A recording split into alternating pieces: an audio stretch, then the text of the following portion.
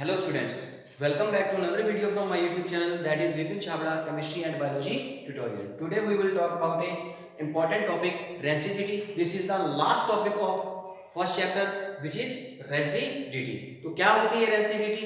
तो इसके बारे में आज हम डिस्कस करते हैं. तो क्या होती है rancidity? Rancidity means oil और फैट कंटेनिंग फूड आर्टिकल्स के टेस्ट, कलर और स्मेल के अंदर चेंज आना.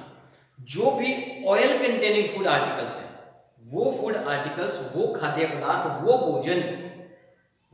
भोजन जो हम खाते हैं, जो खाना हम खाते हैं, वो अगर ऑयल से मिलकर बना हुआ है तो उन ऑयल से बने हुए फूड आर्टिकल्स के अंदर कलर, टेस्ट और स्मेल में चेंज आ जाना क्या कहलाता है? रेंसिडिटी कहलाता है. तो क्या होता है? Change in the taste, colour and smell of oil और fat containing food articles is called rancidity. तो रेंसिडिटी होती क्यों है? इसका कारण क्या है? Due to the oxidation. जब इन फूड आर्टिकल्स की ऑक्सीडेशन होती है तो उसके कारण उनके टेस्ट, कलर और स्मेल के अंदर चेंज आ जाता है. तो हमने लास्ट लेक्चर के अंदर हमने पढ़ा था कि ऑक्सीडेशन और रिडक्शंस क्या होती है. तो उसके अंदर ऑक्सीडेशन हमने बताया था कि एक ऐसी रिएक्शन होती है जिसमें एलिमेंट ऑक्सीजन को गेन करता है और हाइड्रोजन को लूज करता है, या एडिशन ऑफ ऑक्सीजन. तो जब ऑक्सीजन की एडिशन होती है तो हम कहते हैं कि उस सब्सटेंस की ऑक्सीडेशन हो चुकी है, because oxygen is add into it. Because उस सब्सटेंस के अंदर ऑक्सीजन ऐड हो चुकी है, अब उसमें ऑक्सीजन ऐड हो रही है तो हम क्या कहेंगे कि उसकी ऑक्सीडेशन हो गई है. तो इसके अंदर क्या है कि ऑयल और फैट कंटेनिंग फूड आर्टिकल्स के टेस्ट, कलर और स्मेल के अंदर चेंज आना due to their oxidation. Oxidation के कारण ऑयल और फैट कंटेनिंग फूड आर्टिकल्स के टेस्ट, कलर और स्मेल के अंदर चेंज आना क्या कहलाता है? रेंसिडिटी. तो हमारे घरों पे बहुत सारे सब्सटेंसेस बनते हैं, फूड आर्टिकल्स बनते हैं. जो मेनली फूड आर्टिकल्स बनते हैं वो ऑयल और फैट से मिलकर बनते हैं. तो जो घी हम यूज करते हैं उस घी के अंदर लास्ट मोड में क्या होता है? फैट होता है. तो घी से और ऑयल से हम घर पे सब्जियां बनाते हैं और भी बहुत सारे फास्ट फूड्स वगैरह हम बनाते हैं. तो वो जो फूड आर्टिकल्स हैं जब वो कुछ टाइम के लिए पड़े रहते हैं तो वो खराब हो जाते हैं, उनके टेस्ट के अंदर और स्मेल के अंदर चेंज आ जाता है. तो इसलिए हम कहते हैं कि वो क्या हो चुके हैं? खराब हो चुके हैं. तो आगे टॉपिक है कि हम इसको कैसे रोक सकते हैं. How can we prevent it? How can we prevent it? हम इसको कैसे रोक सकते हैं? तो रेंसिडिटी हमने पढ़ लिया. क्या होता है? ऑयल और food, fat containing food articles के टेस्ट, कलर और स्मेल के अंदर चेंज आना due to their oxidation is called rancidity. तो हम इसको कैसे रोक सकते हैं? इसको रोका जा सकता है. और कैसे रोका जा सकता है उसके कुछ 3-4 पॉइंट्स हैं.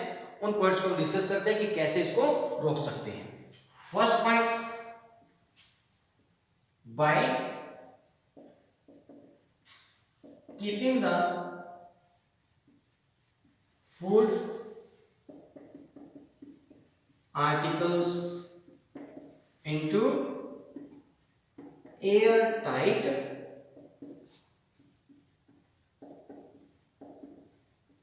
containers. तो जो हमारा फूड आर्टिकल है जो ऑयल और फैट से मिलकर बना हुआ है, फॉर एग्जांपल पिकल्स, अचार है, उसके अंदर लार्ज अमाउंट में ऑयल होता है. अगर उसको खुला छोड़ दिया, अचार को अगर हमने ओपन रख दें तो क्या होगा? एयर उसके अंदर आ जाएगी. जैसी एयर आएगी तो एयर के अंदर क्या होती है? ऑक्सीजन होती है. तो ऑक्सीजन आ जाएगी, ऑक्सीजन के कारण पिकल्स क्या हो जाएगा? स्पॉइल हो जाएगा. उसके कलर के अंदर, टेस्ट के अंदर चेंज आ जाएगा. तो हम क्या कहते हैं कि पिकल्स खराब हो चुका है, रेंसिड हो चुके हैं. तो हम क्या करेंगे? उन फूड आर्टिकल्स को एयर टाइट कंटेनर्स के अंदर रखकर रेंसिड होने से रोक सकते हैं. तो एयर टाइट कंटेनर्स कौन से होते हैं? एक ऐसे कंटेनर्स होते हैं, एक ऐसे बर्तन होते हैं, ऐसे बॉक्सेस होते हैं जिसके अंदर एयर एंटर नहीं कर सकती. तो एयर टाइट मतलब कि एयर टाइट होगी उसके अंदर, कि एयर उसके अंदर इजीली एंटर नहीं कर सकती. तो फर्स्ट पॉइंट हो गया फूड आर्टिकल्स को एयर टाइट कंटेनर्स के अंदर रखकर. सेकेंड,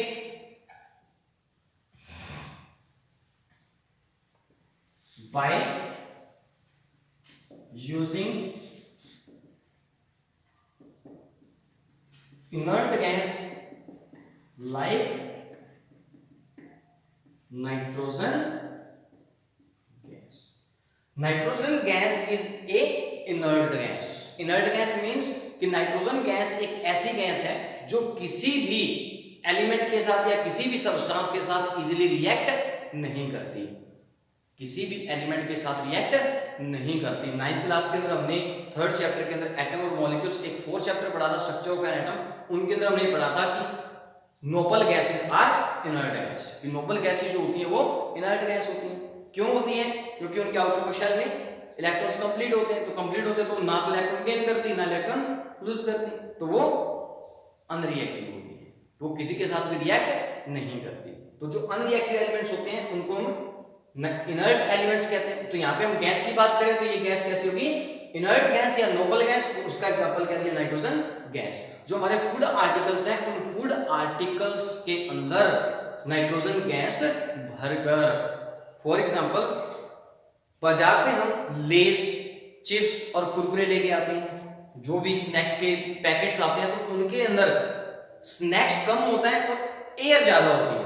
तो जो लेस का पैकेट आता है 10 रुपीज, 5 रुपीज वाला, 20 रुपीज वाला, देखने में तो ऐसा लगता है जैसे इसके अंदर पता नहीं कितने लेस बड़े हैं, कितने चिप्स हैं इसके अंदर, लेकिन जब खोलते हैं तो थोड़े से इसके अंदर लेस या चिप्स होते हैं।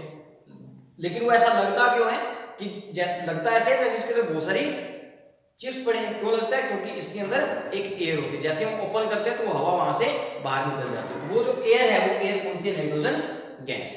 तो ये नाइट्रोजन गैस क्या काम करती है? अगर हम उस लेज या चिप्स के पैकेट को खोल के छोड़ दें 1 दिन के लिए या 2 दिन के लिए या कुछ आवर्स के लिए, फॉर एग्जांपल 12 आवर, 24 आवर, एक दिन 12 घंटे के लिए, एक दिन के लिए अगर हम उसको ओपन करके छोड़ दें तो क्या होगा? वो चिप्स जो हम खा रहे हैं उसके टेस्ट के अंदर और स्मेल के अंदर चेंज आ जाएगा और वो अच्छे खाने में अच्छे नहीं लगेंगे, मीन्स कि वो क्या हो चुके हैं? खराब हो चुके हैं। तो वो जो पैकेट्स हैं उनके अंदर क्या यूज होती है? Nitrogen gas. तो नाइट्रोजन गैस का यूज करके हम फूड आर्टिकल्स को खराब होने से या रेंसिड होने से बचा सकते हैं। 3rd point, by using tin boxes. Tin के बॉक्सेस का यूज करके, बहुत सारे बॉक्सेस आते हैं जो टिन के बने हुए होते हैं, जिनके अंदर पिकल्स वगैरह रखे होते हैं, जो बाजारों के अंदर जो मीट वगैरह होता है, फिश होती है, तो उनको क्या किया जाता है? एक बॉक्स होता है, उस बॉक्स के अंदर बंद करके रख दिया जाता है। तो वो बॉक्स जो होते हैं वो कौन से होते हैं? टिन के बॉक्स। टिन एक मेटल है, उसके कुछ बॉक्स बनाए गए, डिब्बे बनाए गए हैं, उन डिब्बों के अंदर रख दिया जाता है। जब उसके अंदर रखते हैं तो ना तो उसके अंदर एयर एंटर कर पाती, और दूसरी बात ये जो टिन होता है, टिन जो सब्सटेंस उसके अंदर रखा हुआ है टिन के बॉक्स के अंदर, तो ये टिन उसको इजीली ऑक्सीडाइज होने नहीं देती। तो एयर आएगी तो इजीली ऑक्सीडाइज होगा ही नहीं, जिससे हम इसको खराब होने से रोक सकते हैं। And last and very important point is by using anti oxidants. By using anti oxidants, तो एंटी ऑक्सीडेंट का यूज करके हम फूड को स्पॉइल होने से रोक सकते हैं। तो अब यहाँ पे क्वेश्चन बनता है व्हाट आर एंटी ऑक्सीडेंट्स। तो एंटी ऑक्सीडेंट्स क्या होते हैं? तो मैं यही लिखता हूं, क्या होते हैं anti oxidants?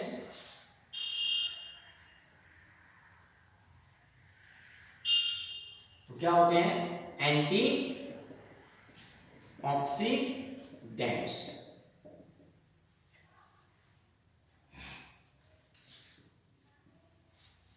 The chemicals or substance which slow down the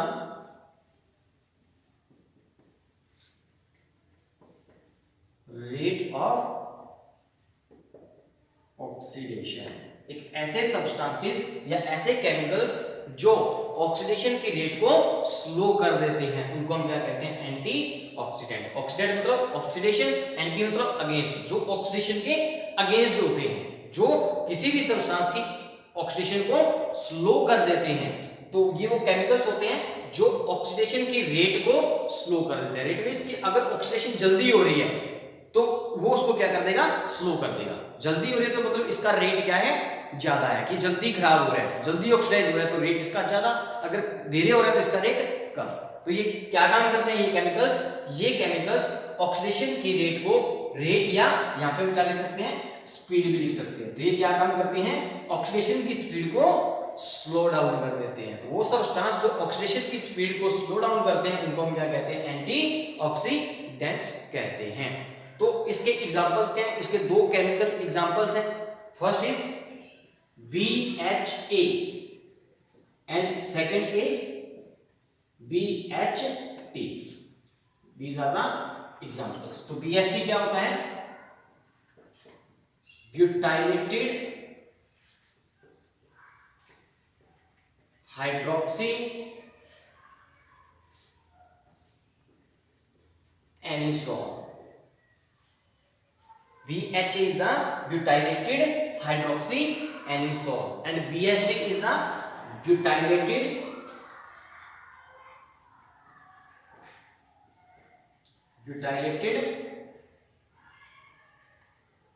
hydroxy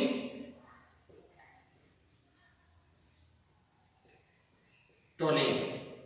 BHT is the butylated hydroxy toluene and BH is the butylated hydroxy anisole। These are the examples of the antioxidant which slow down the speed of oxidation। जब हम हमारे food articles के अंदर अगर इन antioxidant को डाल दें, add कर दें, तो क्या होगा कि वो जो फूड आर्टिकल है वो इजीली स्पॉइल नहीं होगा।